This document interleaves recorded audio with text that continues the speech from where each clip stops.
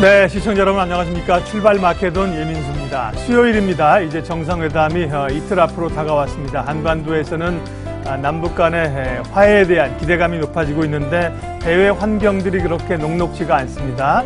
오늘 시장을 누르는 숫자는 3이지요. 미국의 10년 국채 수익률이 3%를 넘어서면서 미국 증시도 상당히 영향을 받았습니다. 우리 증시도 어제 일정 부분 그런 걸 선반영하면서 주가가 밀려난 상황이고요. 야간 선물은 0.96%, 1% 정도 밀렸는데요. 미 증시 하락분에 비하면 그나마 양호한 수준입니다. 다우하고 나스닥이 1.7%씩 밀려나면서 큰 폭으로 밀려났고요. 기업 실적에 대한 우려들도 잘 나오긴 했지만 앞으로가 불안하다든지 이런 것들이 좀 요인이 작용하면서 밀려났는데요. 또 만만치 않은 수요일을 기다리면서 준비하게 됩니다. 오늘 시장 변수들, 전략들 지금부터 구체적으로 세우도록 하겠습니다.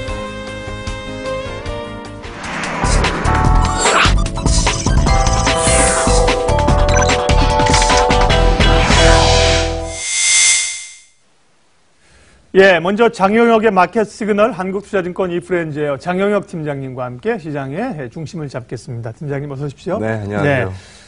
오늘은 지배구조 관련된 이야기, 현대차와 이제 엘리언 얘기가 어제 있었고요. 또 이제 삼성 그룹주에 관한 얘기가 계속 있어서 지배구조 얘기를 집중적으로 하실 텐데 그래도 그 전에 어제 사실 미리 짚어보긴 했습니다만 미국의 소위 또다시 금리 발작이 오는 것이냐, 간밤에 일어난 상황 잠깐 좀 코멘트해 주세요. 좀 민감하게 반응한 것으로 보고 있어요. 우리 솔직히 2.98%나 3%나 3.01%나 이거 뭐 갸가갸 아닙니까? 근데 그냥 3%라는 이 마디목 자리에 대해서 조금 민감하게 반응을 보이고 있는 것 같고요.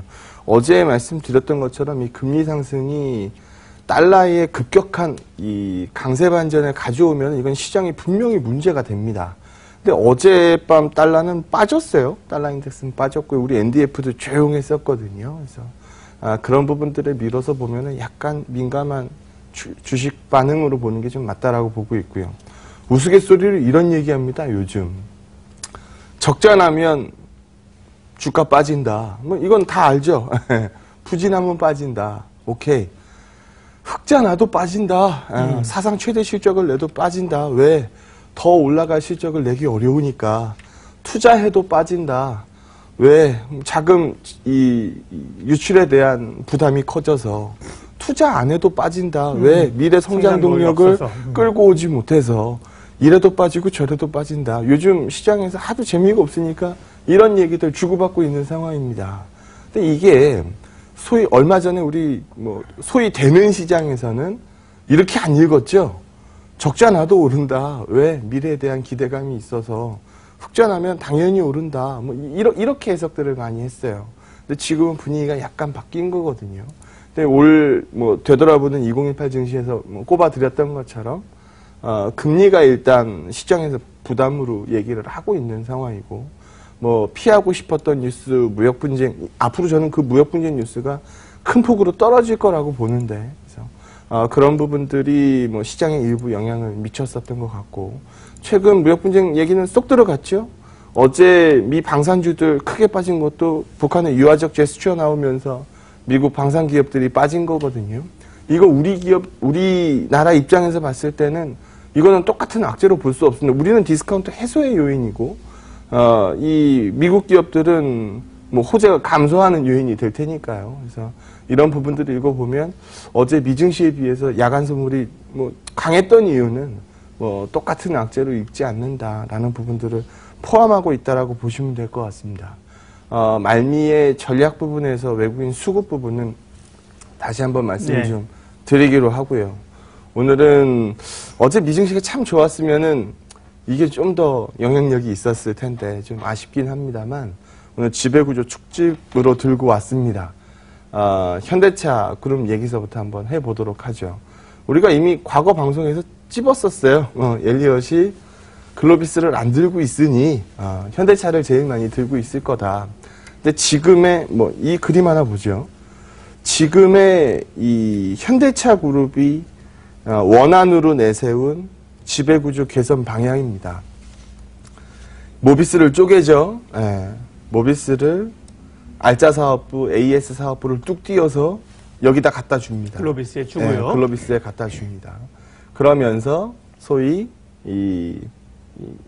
글로비스의 레버리지 효과를 걸어야 돼요. 왜냐하면 정의선 부회장이 가장 많이 들고 있는 게 글로비스니까. 근데 여기서 우리가 찝어봤었던 바는 이게 해결이 안 됐다. 기아차가 들고 있는 모비스 지분을 결국은 갖고 와야 되지 않겠느냐. 뭐 글로비스와의 뭐 수합이 됐든 뭐 실제로 돈을 주고 사든 뭐 어쨌든 어느 정도 이거를 없애주지 않겠느냐. 이런 쪽들은 지금 다 매도할 계획이라고 이미 공식 발표들을 다 마친 상황입니다. 그래서 이 그림으로 끌고 가겠다라고 얘기를 했는데 엘리엇이 얘기한 거죠. 야, 그러지 마. 나는 글로비스가 없어. 현대차가 많아. 네, 그 얘기는 속으로 했지만. 그렇죠.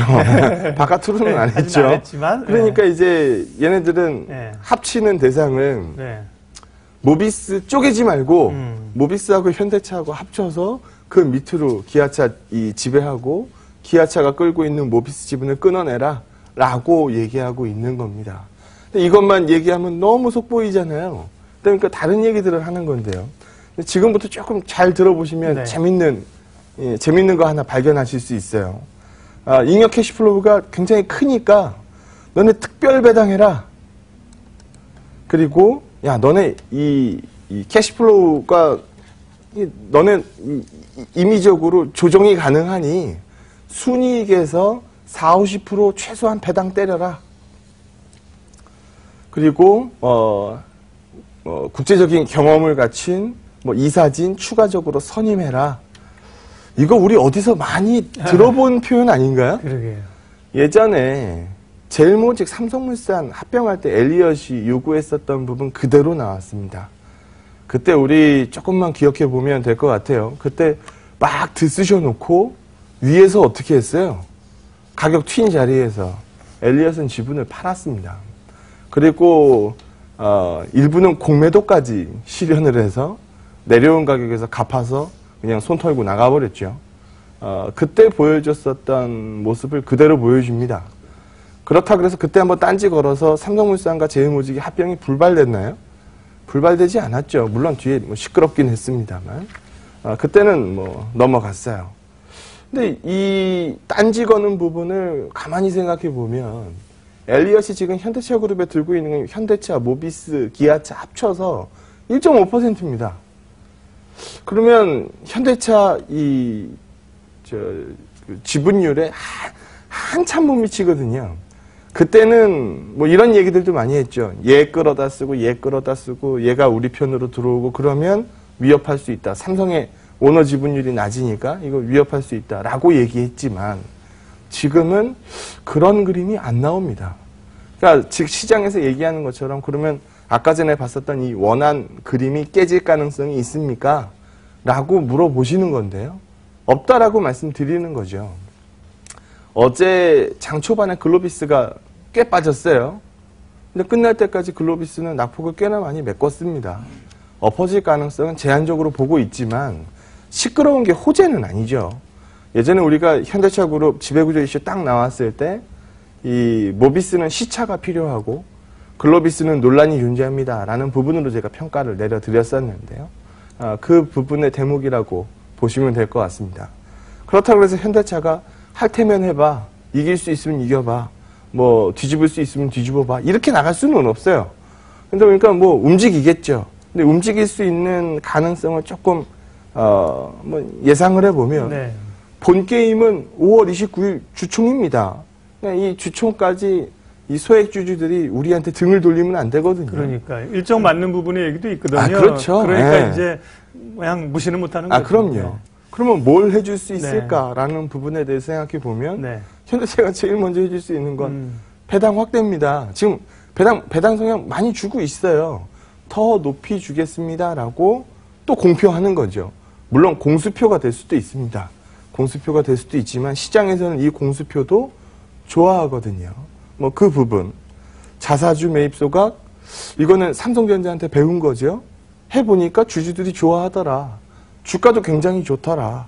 라는 부분들. 특별 배당 찍느니 자사주 매입 소각하는 게 훨씬 낫죠. 그런 부분들. 시장에서 어느 정도 예상할 수 있는 부분들일 것 같습니다. 그래서 현대차 엘리엇이 한번 딴지 딱 걸고 나니까 뭐 많은 투자자분들이 그럼 엎어지고 새로 시작하는 건가요? 그러면은 글로비스는 쫙 밑으로 나자빠지고 아니면 이번에 뭐 현대차하고 모비스만 쭉 올라오나요? 뭐 이런 그림들 생각하실까봐 말씀드리는 건데요.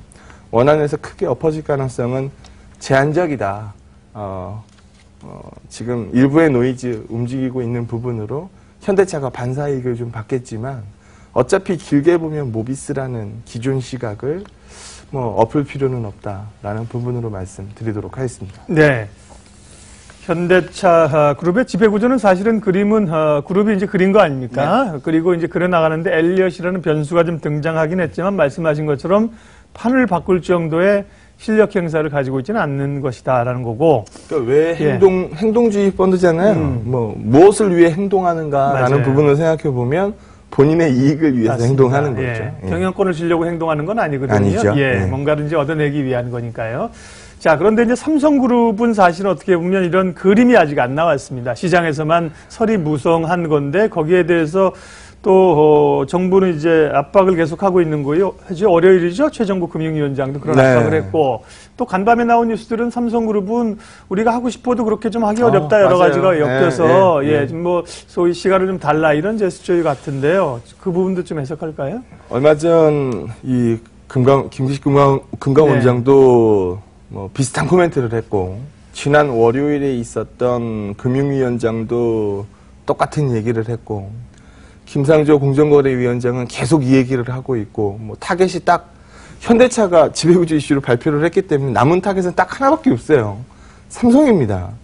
이 삼성의 타겟을 볼 때 가장 이 유심히 쳐다보고 있는 부분은 야 니네 왜 삼성생명이 삼성전자의 퇴주주로 올라가 있느냐. 쉽게 얘기하면 왜 삼성생명의 수많은 보험계약자들이 왜 삼성일가의 이재용의 이 삼성 지배력 행사를 뒷받침해주고 있느냐. 이 부분에 딴지를 걸고 있는 상황입니다. 삼성 입장에서도 할 말은 있죠. 바로 잡고 싶습니다. 바로 잡고 싶은데 이게 한두 푼이 아닙니다. 삼성전자 1.28억 주인데 이거 바로 잡을 수 있는 사이즈가 지금 안 나옵니다. 대한민국 대표 기업인데 유예해 주십시오. 그러면 정부에서 얘기하는 건 유예가 계속되어 왔지 않느냐. 이제는 움직이는 액션을 실제로 보여줘야 될 때다. 라는 부분으로 압박하고 있는 상황입니다. 논점은 이거죠. 빨간색으로 제가 줄 쳐놨는데요. 지금 투자자산의 취득 원가 기준으로 보유자산의 3% 적용받고 있어요. 원가 기준입니다. 이거를 시가 기준으로 바꾸면 어마무시한 사건이 벌어지죠. 지금 여기서 보시게 되면 지금 취득 가액으로 계산을 하면은 지금 여기서 보시는 것처럼 한도가 한참 못 미칩니다. 한참도 진짜 말 그대로 한참 못 미치죠. 근데 이거를 시가로 바꾸는 순간 여기 보시는 것처럼 이거 어쩌지? 라는 금액이 바로 뜹니다. 27조입니다. 그럼 이게 내부에서 돈이 나와야 돼요. 내부에서 돈이 나오면 아무 걱정이 없죠. 뭐 이재용 부회장이 주머니에서 27조 꺼내가지고 받아주면 됩니다. 근데 그게 또 쉽지 않다라는 거 우리 모두 다 알고 있는 사실이죠. 그러다 보니까 지금 이 그림 쳐다보는 건데 이제 시나리오들을 세우는 겁니다. 여기서 뭐 지금 여기는 삼성 바이오로직스니 이런 밑단으로 가는 화살표들 다 제거한 거고 중심단으로 돼 있는 이 수급만 지배구조만 들고 나온 겁니다. 일단 최상단의 삼성물산 이거 만드느라고 고생을 참 많이 했죠. 삼성물산이 생명을 지배하고 생명이 전자를 지배하는 구조. 지금 현재로서는 이 그림을 만들어 놓은 겁니다. 근데 지금 이재용 일가는 삼성전자를 들고 있지 않죠. 여기 그림에서 보시는 것처럼 삼성물산을 지배합니다. 이 그림 만들려고 그 사단이 났었던 겁니다. 근데 지금 문제가 되는 건 삼성생명이 보유하고 있는 삼성전자 지분 8.2%, 이거 화재까지 합치면 10% 넘고 향후 자사주 매입소가 추가로 일어나게 되면 10% 당연히 또 넘고 그러면 지금 10% 넘는 것도 안 된다라고 이 금산분리에서 얘기하고 있고 게다가 보험업법상 취득가액으로 3% 투자 한도 줘놨는데 이거 시가로 바꾸면 이거 나와야 된다는 얘기거든요. 그럼 여기서 이제 문제가 발생되는 거죠. 말 그대로 한두 푼짜리 삼성전자 지분 8.2%도 아니고 이거 어디로 가나요? 라는 부분입니다. 다 해결할 수 있으면 좋겠습니다만 예전에 삼성물산 사태 때처럼 뭐 KCC 같은 백기사가 나타나서 내가 도와주리라 라고 뭐 이렇게 얘기하는 쪽이 나와주면 참 좋겠습니다만 그들도 부담되는 가격이거든요. 한두 푼짜리가 아니다 보니까. 그러다 보니까 내부에서 이거를 해결하기에는 불가능해 보입니다. 말 그대로 불가능이에요. 뭐 삼성바이오로직스를 전량 다 팔아서 근데 이거 사줄 수 있는 쪽이 마땅치 않을 텐데 네. 삼성전자한테 팔아서 삼성전자한테 받은 돈으로 삼성전자 지분을 산다. 뭐 얼마나 답답하면 이런 시나리오까지 나오겠습니까? 욕 많이 먹을 만한 짓이죠. 그래서 그런 부분들 또 실현시킬 가능성은 별로 없어 보이고요. 그러다 보니까 우리가 답이 없습니다. 하고 싶은데 시간을 좀 주십시오. 라는 얘기가 절로 나오고 있는 상황이죠. 그런데 이번에 현대차 이 지배구조 개편에서도 우리가 봤었던 것처럼 전공법이 나쁜 건 아닙니다. 전공법대로 간단하고 보면 일단 이재용 이 부회장한테 들어가는 돈을 극대화 시켜줘야 되거든요. 근데 정상적인 범주 내로 극대화 시킨다라고 하면 제일 먼저 생각나는 건 배당입니다. 삼성물산의 배당이 많이 늘면 되는 거 아닙니까? 그러면 삼성물산의 배당이 많이 늘기 위해서는 전자도 지분을 많이 때려야죠. 그럼 생명으로 이제 배당이 올라갑니다. 그러면 뭐 이 물산으로도 들어가지만 생명으로 많이 들어가겠죠. 그럼 생명도 배당 많이 때립니다. 그러면 배당을 거쳐서 삼성물산 쪽으로 배당이 많이 들어가면 이게 이재용 부회장한테 올라가는 구조라는 거죠.